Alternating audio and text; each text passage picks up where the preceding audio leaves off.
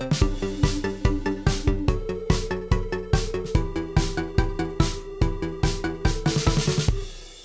right, wherever you are around the world, we say happy new month to you here on Nigeria Super Fans Forum. Of course, we are back to do what you know how to do best. My name is Ashalulu Afemi, and James Agberebi also joins me, and we'll be crisscrossing the continent of Africa to talk football as regards what has happened over the past few days.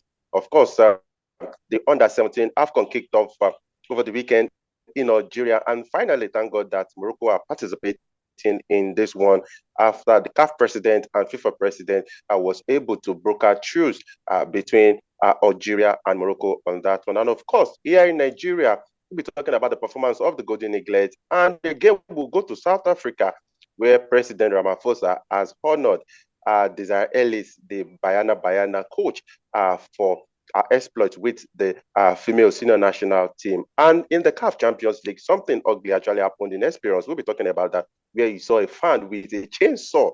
I've never seen that all my life in a stadium. And the question has been, how did that fan was able to boycott security checks at the stadium? Once again, we welcome you, James Agberebi.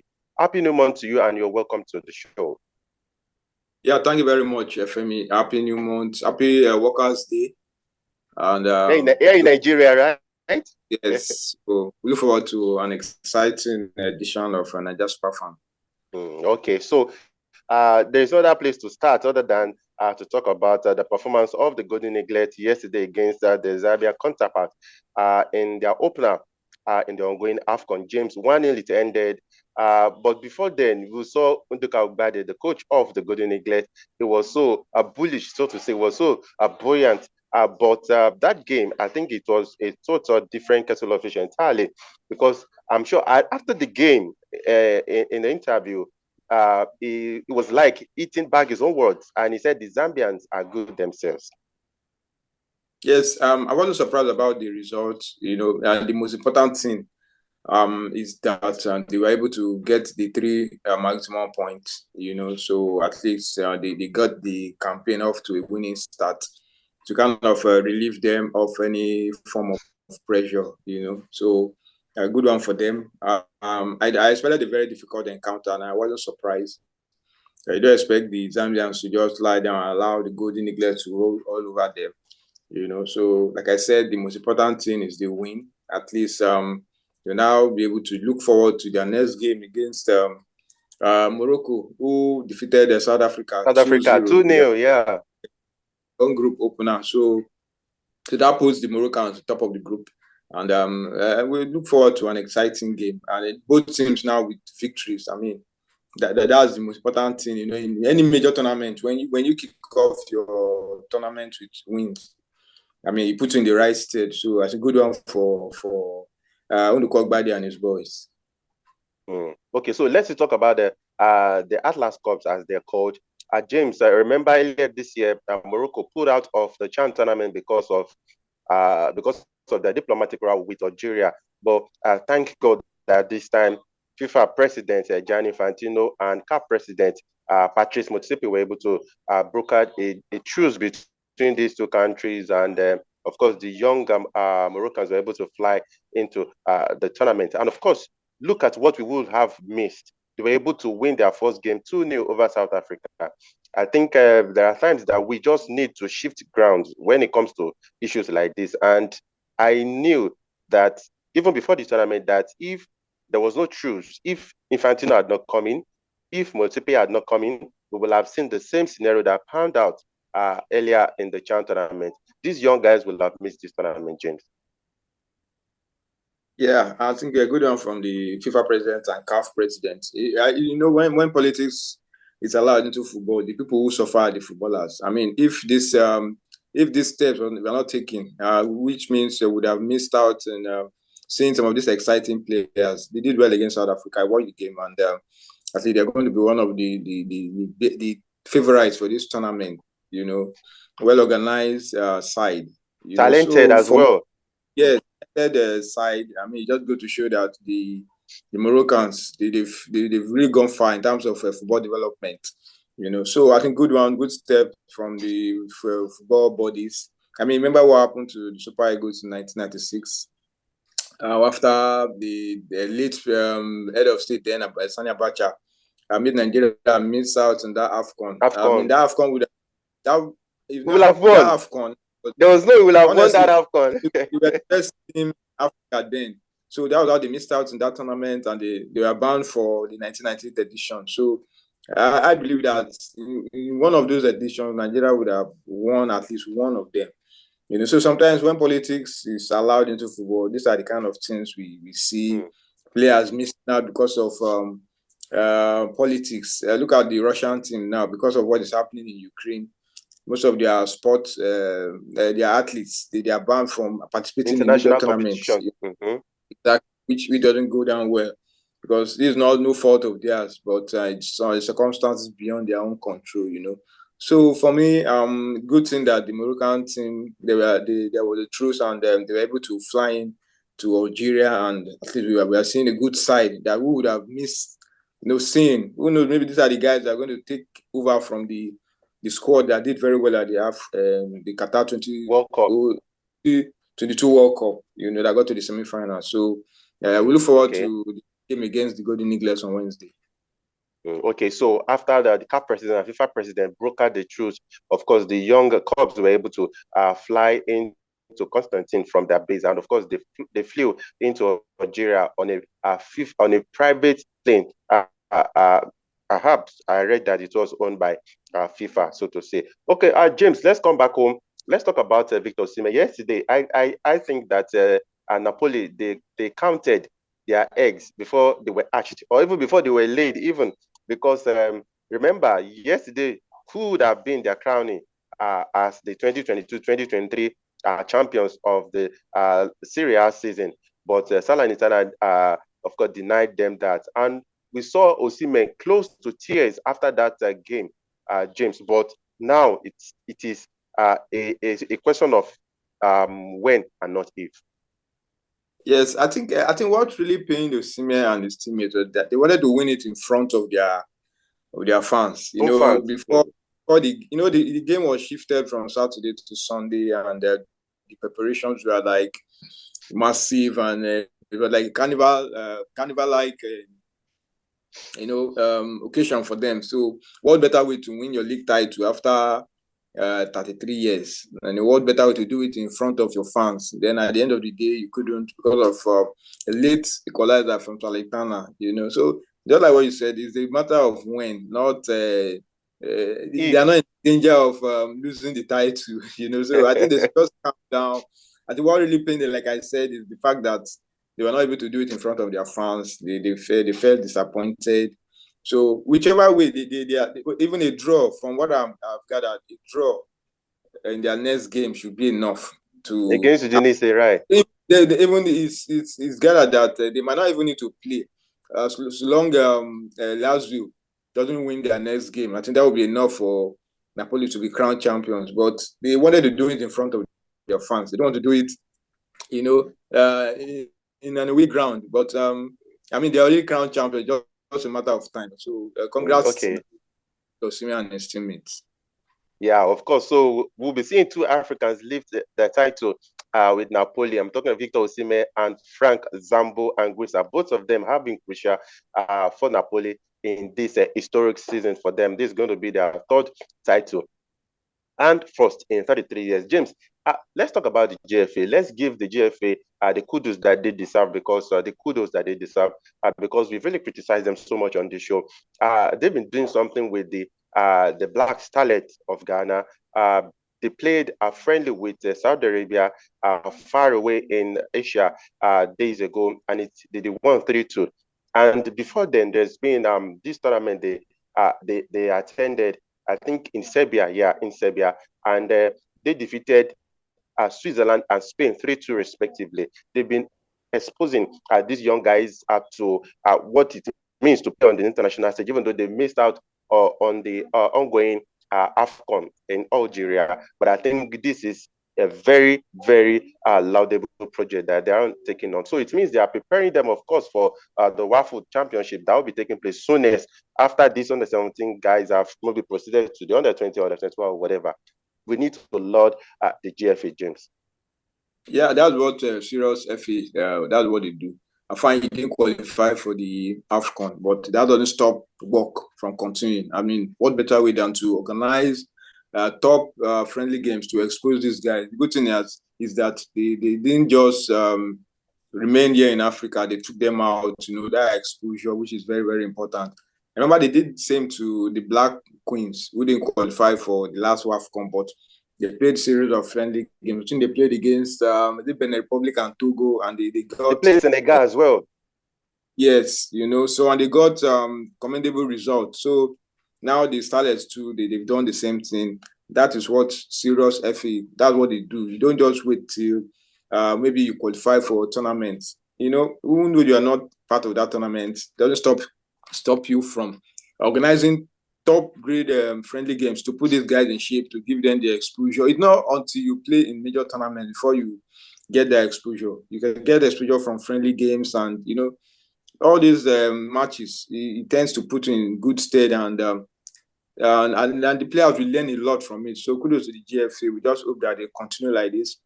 I want to believe that a series of friendly games lined up for the Black Queens too, because we have to talk of the female team too, because they've been in the Belgium for a very long time, and also the junior female team too. They should come up with friendly games, even though you will not be able to go outside of Africa, but there are good teams here in Africa that they Right, can yeah. friendly games with these teams. It's just about exposing these players so that they don't just stay idle. And so by the time they keep playing all these friendly games, by the time the major qualifiers come up, they would have prepared enough so that they're able to put behind them the inability to qualify for the previous edition. I mean, you've prepared them enough for them to now take advantage of it and take it up from there. Okay, so it is called preparing for the day of battle. James, let's talk about the Black Stars now. Over the weekend, it was a very good outing for a number of Black Stars players. We had from Josephine Seal with Genk. Of course, they are 3-1 win over Club Brugge. Then we had Jordan Ayew, I think he's called a brace in the Premier League. We also had Jeffrey Schlupp getting a goal. And of course, Mohamed Kudus, unfortunately, couldn't play in the Dutch Cup final for Ajax. Remember, they lost on penalties to PSG, but generally it was a good outing. How can I forget Nathan Semenyo also? He scored for Bournemouth. But James, looking at all of this, over the past seasons, Jeffrey Schlupp has been one very consistent player for Crystal Palace. And I think regardless of what he might have said or what his agent might have said, for the outburst for being omitted from the 2022 World Cup squad, do you think it is high time maybe Chris Sutton should think about bringing him back to the Black Stars? Well, Femi, there are some things we say and it stays no matter what you do. It will still come back to haunt you. Maybe the outburst is still one of the reasons why he has continued to be overlooked by the. I believe it's beyond the coach now. I think it has to be from the top. There are some things. Let's not forget that the coach was also part of the last coaching crew. Exactly. Yeah. So I mean, he knows what played out then, and there's some things you see, and it just doesn't go away like that. I mean, look at was it not there's a particular player who was kicked out of, I can't remember his name now. So sometimes we have to be careful with what we say, because people are saying these things to, they still run the show. So you still have to go through them before you get back into the team, no matter how good you are. If you're not in good terms with these people that runs football, the people who call the shot, I mean, no matter how good you are, they will continue to keep you out of the team. Remember what happened to, I remember now, Karim Benzema, when he had the issues with his former colleague, Matthew Valbuena. Yeah. He came out to say some remarks which didn't go down well with the French football president, and he was out of the team for like over 4 years before he was eventually allowed back into the team. But now he has retired. So he retired from international football. So sometimes when things you see also in controversial circumstances, right? Yeah, exactly.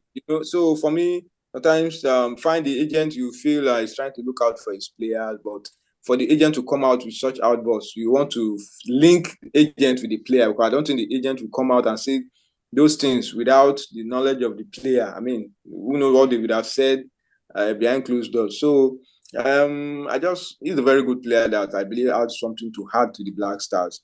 But as it is now, it's out of the coach's hand. There's nothing the coach can do about it. Just keep on playing, and who knows, maybe someday they will just soften up and allow him back into the team.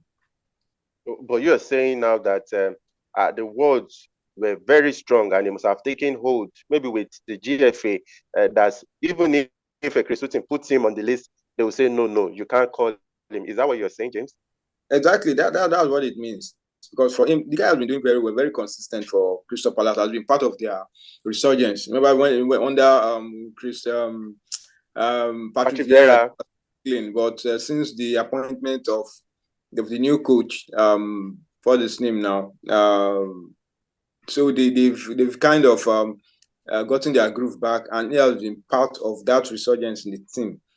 So and just like I said, I just hope the GFA will give him a soft landing and give him a second chance, another chance back into the team, because you need your best players to be around, But that is exactly where I'm going, James.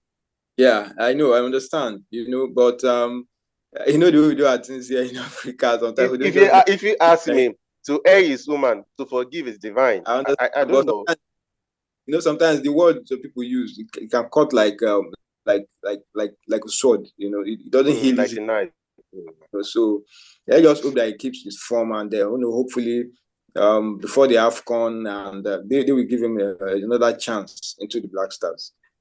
Okay, James, let's talk about Desiree Ellis now. She's been fantastic with the Bayana. Remember, they came to Nigeria during the Aisha Buhari Cup, and they defeated the Super Falcons. And a lot of people said it's because not all the key players in the Super Falcons were around for that tournament. That tournament was held in Lagos here. But since then, we've seen the consistency. Since she was appointed, we've seen the consistency. And again, last year in Morocco, she won the first ever title for the Bayana.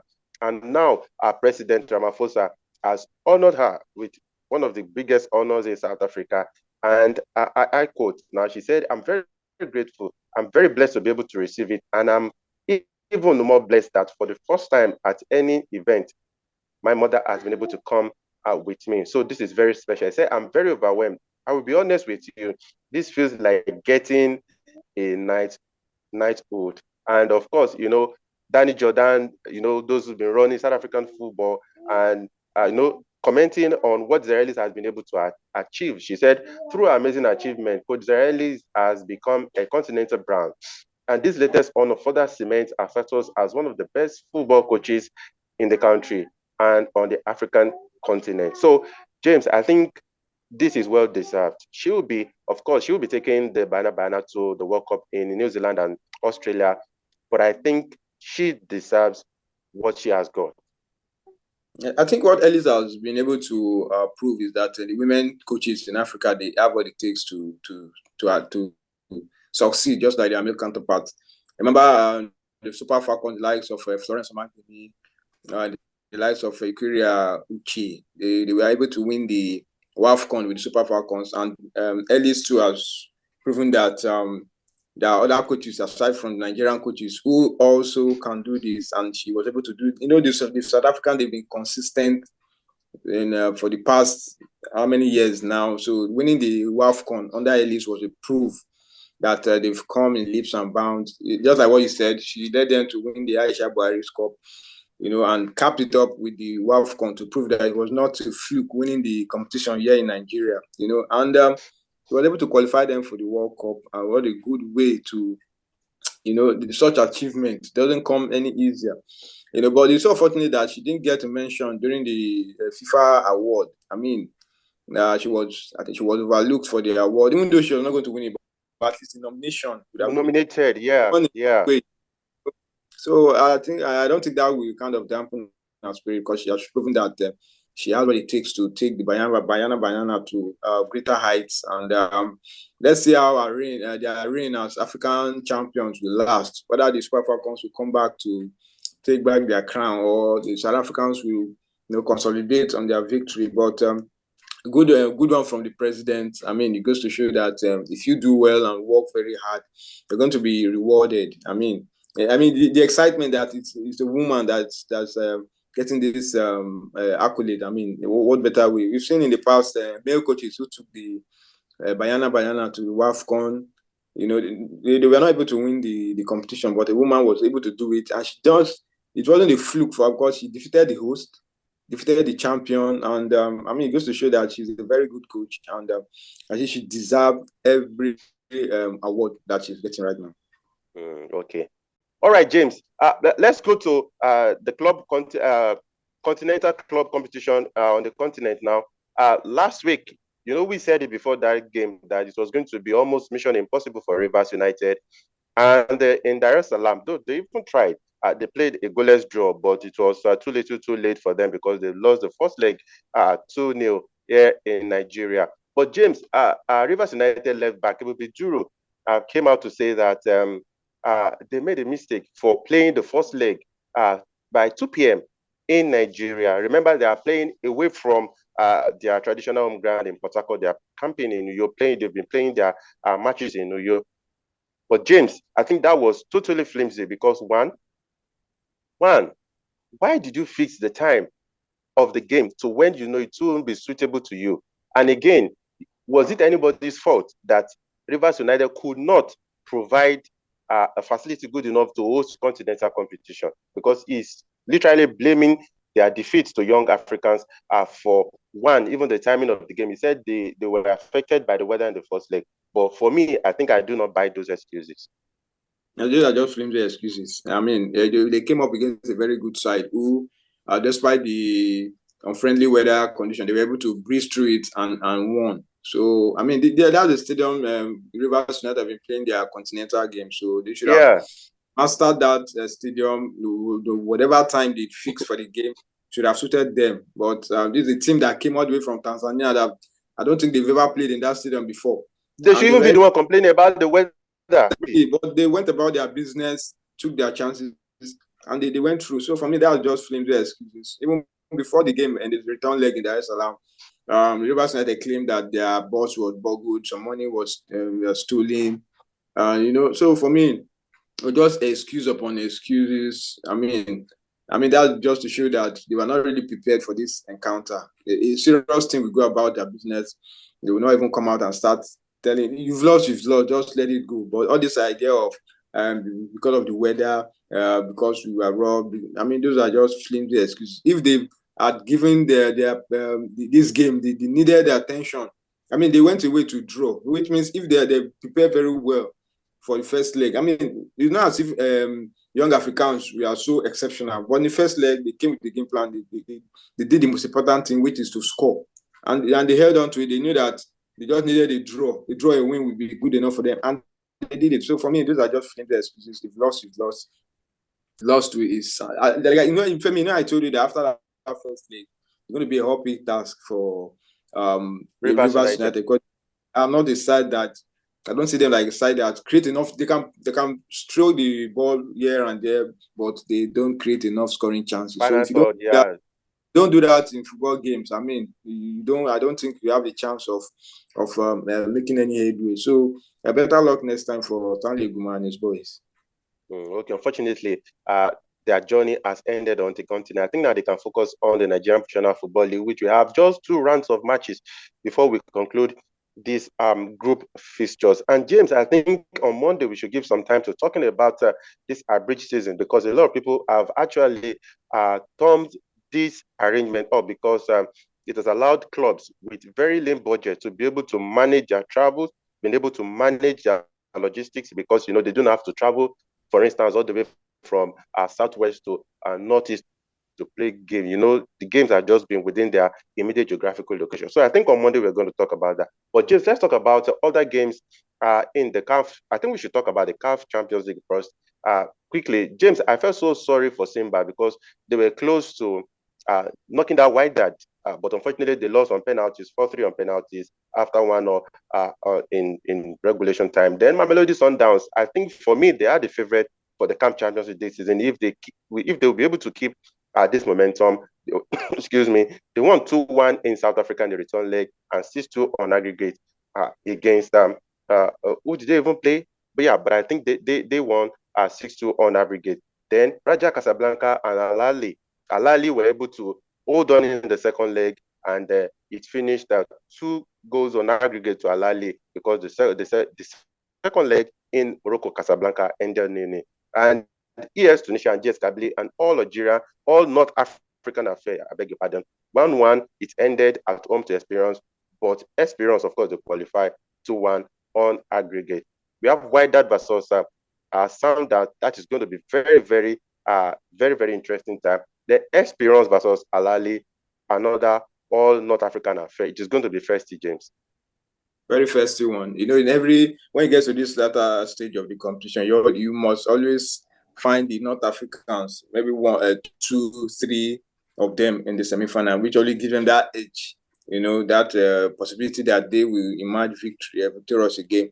But I think Mamelodi Sundowns have kind of broke into that setup. They've been very consistent. They've been very, very good, you know, playing on the continent. And I don't know. I think it's going to be very, very feisty. But, you know, you still want to tilt to the North Africans to nick this one, especially when you have the likes of Al Ali, Wydad, Esperance, the heavyweights, you know, still around in the competition. So that's why you want to still to them. But you can never rule out Sundowns. They've been in this position before. They've won this competition before, so it's not a new thing for them. So, like I said, the semi-final pairing is well set up. And let's look forward to an exciting last 4 fixtures. Okay, so the semi-final fixtures will be taking place on May 12th. Okay, James, quickly, let's talk about the CAF Confederation Cup quickly. The results are Young Africans are 0-0 against Rivers in the second leg, and it ended 2-0 in favor of Young Africans. Then ASEC, of course, they defeated Monastery 2-0.